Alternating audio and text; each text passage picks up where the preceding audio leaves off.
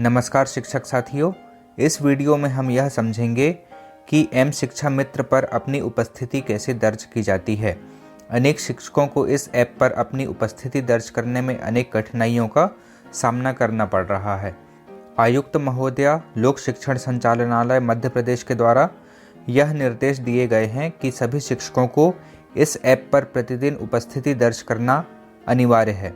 तो इस वीडियो में ऐप को डाउनलोड करने से लेकर उपस्थिति दर्ज करने की पूरी प्रक्रिया को हम जानने वाले हैं। आपसे निवेदन है कि इस वीडियो को अंत तक ज़रूर देखिएगा, जिससे आप पूरी प्रक्रिया को अच्छी तरह से समझ सकें।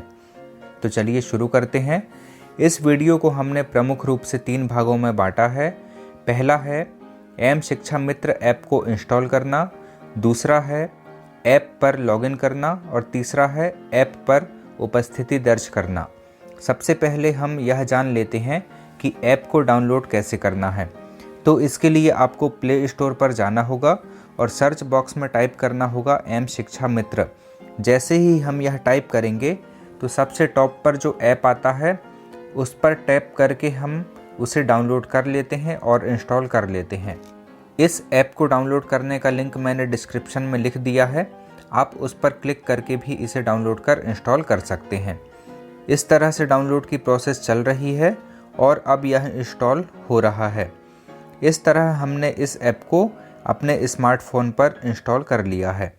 अब हम देखते हैं कि इस पर लॉगिन कैसे किया जाता है। तो इसके लिए सबसे पहले हम इस ऐप को ओपन करेंगे। हम देखते हैं कि हमारे ऐप का आइकॉन कहाँ पर है। इस प्रकार हम ऐप को ओपन करते हैं। यहाँ पर पहली बार में कुछ परमिशन मांगी जाती है, जिन्हें हम अलाउ कर देते हैं।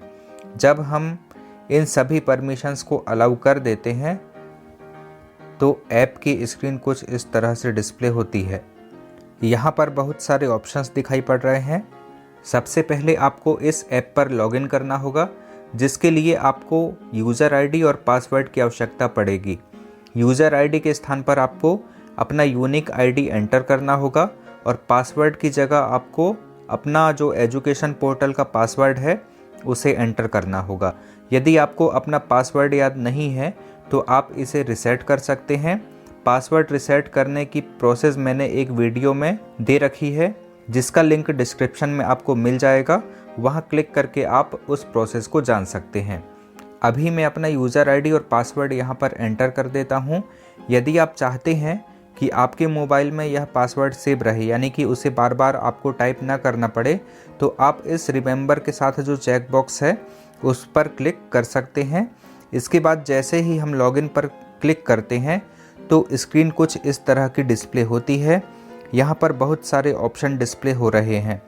हम लॉगिन बटन पर क्लिक करके अपनी जानकारी देख सकते हैं, जैसे कि हमें यहाँ पर अपना फ़ोटो डिस्प्ले होता है, नाम हम देख सकते हैं, अपने स्कूल का नाम यहाँ पर डिस्प्ले होता है, विकासखंड का नाम, ज़िले का नाम और भी अन्य जानकारियाँ यहाँ पर डिस्प्ले होती हैं।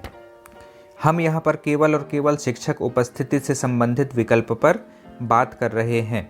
यहाँ जो आपको बटन दिख रहा है जो कि हाईलाइट हो रहा है, कौन सा बटन? शिक्षकों की उपस्थिति। ये वाला बटन जो हाईलाइट हो रहा है, इस पर हम जब क्लिक करते हैं तो एक मैसेज डिस्प्ले होता है कि यह सुविधा केवल हेडमास्टर के लिए ही उपलब्ध है। और जब हम यहाँ पर क्लिक करते हैं ओके पर, तो हम ऐप से लॉग आउट हो जाते हैं। तो हम इस स्थिति में क्या करेंगे, इस पर हम बात करने वाले हैं।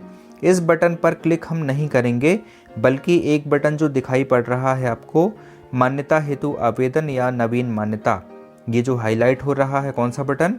मान्यता हेतु आवेदन या नवीन मान्यता, इस पर हम क्लिक करेंगे। हम यहाँ जैसे ही क्लिक करते हैं तो स्क्रीन में नीचे की तरफ इस तरह से बहुत सारे ऑप्शन हमें दिखाई पड़ते हैं।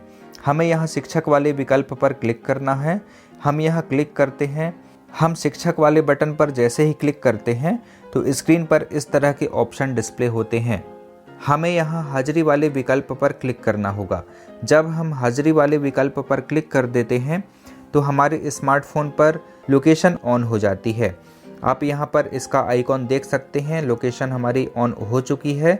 लोकेशन ऑन होने का आशय यह है कि ऐप के सर्वर द्वारा हमारे स्मार्टफोन की लोकेशन ट्रैक की जा रही है, यानी कि हम जिस स्थान से अपनी अटेंडेंस लगाएंगे उस लोकेशन को सर्वर ट्रैक कर रहा है।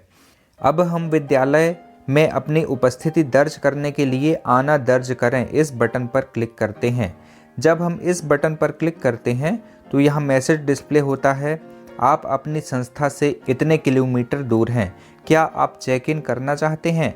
हम यहाँ से कैंसिल बटन भी क्लिक कर सकते हैं और चेक इन भी कर सकते हैं। यदि हम कैंसिल करेंगे तो हमारी अटेंडेंस नहीं लगेगी, और यदि हम ओके पर क्लिक करते हैं तो हमारी अटेंडेंस लगने की प्रोसेस आगे चलती है। हम जैसे ही ओके पर क्लिक करते हैं तो एक मैसेज आता है, उपस्थिति सेव कर ली गई है। इसके बाद हम ओके पर पुनः क्लिक करते हैं तो एक मैसेज आता है, सक्सेस, शाला में आना दर्ज कर लिया गया है। इसका आशय यह है कि आपका जो शाला में आना है, यानी कि आपकी जो उपस्थिति है वो दर्ज कर ली गई है। अब हम देखते हैं कि जाना दर्ज कैसे करना है, यानी कि जब हम स्कूल से जाते हैं, जब हमारी छुट्टी होती है तो उस समय हम कौन सी प्रोसेस करेंगे। इसके लिए हम जाना दर्ज करें इस बटन पर क्लिक करते हैं। जब हम इस बटन पर क्लिक करते हैं तो मैसेज आता है कि उपस्थिति सेव कर ली गई है। इसे यहाँ हम ओके पर पुनः क्लिक करते हैं। जब हम ओके पर क्लिक करते हैं तो एक मैसेज डिस्प्ले होता है, सक्सेस, शाला से जाना दर्ज कर लिया गया है, और हम पुनः ओके पर क्लिक कर देते हैं। तो शिक्षक साथियों, हमने इस वीडियो में जाना कि एम शिक्षा मित्र पर किस तरह से अपनी उपस्थिति दर्ज की जाती है।